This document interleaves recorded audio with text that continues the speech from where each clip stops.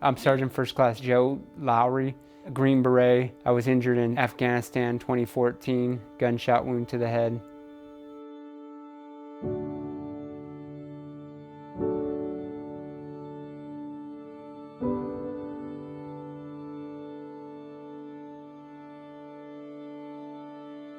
I was the EOD for the team, so like I would go out there, find the IED, and then what we called BIP, blow in place, take care of it.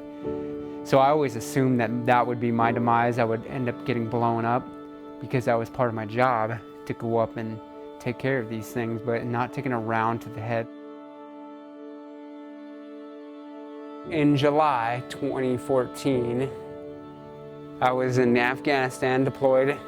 We're going on a clearing mission for a village that has been known Taliban insurgents hitting U.S. forces traveling through there. So as soon as we get in there, we started hearing rounds cracking off. My medic and myself are from U to Me on the truck, and he's the one that saved my life by performing a tracheotomy on me. As soon as that round hit my head, out, lights out. And the next thing you know, I'm waking up in Palo Alto, month-long coma in between that, not even knowing where I was.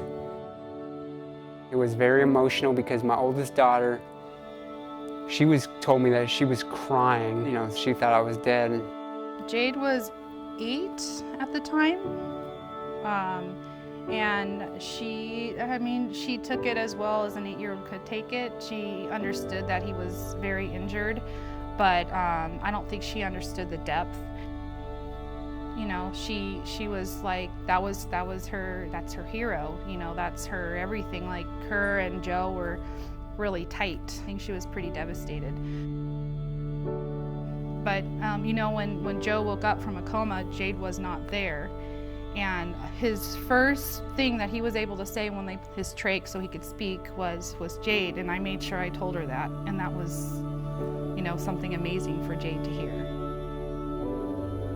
So she was like so excited about this. She went running around the neighborhood telling everybody that my daddy's first words were my name, telling all the neighbors this. And that was so meaningful to me.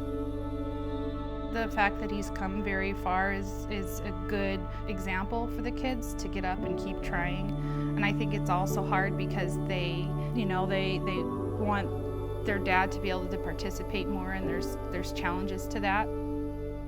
The families serve as well, and they suffer alongside the soldiers and the veterans as well.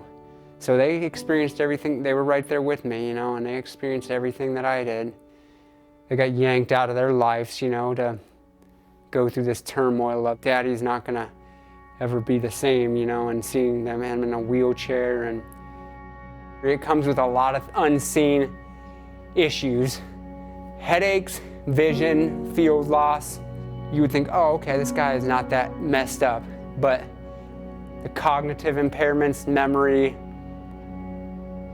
Like, for example, I wasn't even able to read when I first came out of my coma. That took a while to learn to read again. Like, my eyes weren't able to track. And so my injury is very similar to a stroke victim, where I'm hemi-paralyzed, meaning half of my body is paralyzed, because the brain injury was to the right hemisphere of my brain. So that whole left side of my body is paralyzed, but coming back, you know. There's a lot on my plate, you know, like there's a lot on my plate. It's not a, you know, a well-balanced oil machine. It's a lot of work.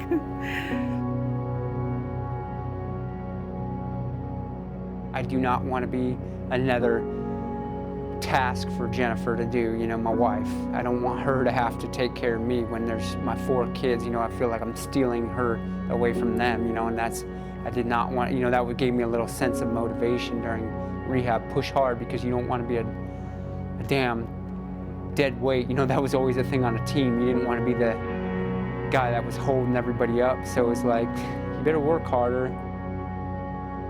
The doctors, when I was at Walter Reed in the coma, I mean, I think my wife said that they were like, hey, best case scenario, vegetable for the rest of his life. So I mean, making where I'm at now is way past what they expected, but That has never been the case for me. I'm like, from the point when my first memory, being like, I'm gonna walk again, and I've reached that point now. I'm able to walk 2,700 steps in a day with assistance, having somebody there for safety as contact guard, as they call it in therapy. Where now my goal is to run a marathon and drive again. I really got close to the Lord in my journey, and that's, I've had angels come across my path, the Holy Spirit come in and kind of guide me. I mean, I was to be completely frank with you guys on this one, I was very at a low point there. I was like, man, woe is me, really hating life and did not want to be alive. So I'm like grateful now for my injury. That's like, it brought me to my new journey. That's what I want, I want my kids to really understand the sacrifice their dad did, and it's not in vain. There's a reason, and it makes all the suffering and the struggles that this injury, when they're proud of who their daddy is and what he did, it's like that part is what makes it worthwhile, I guess.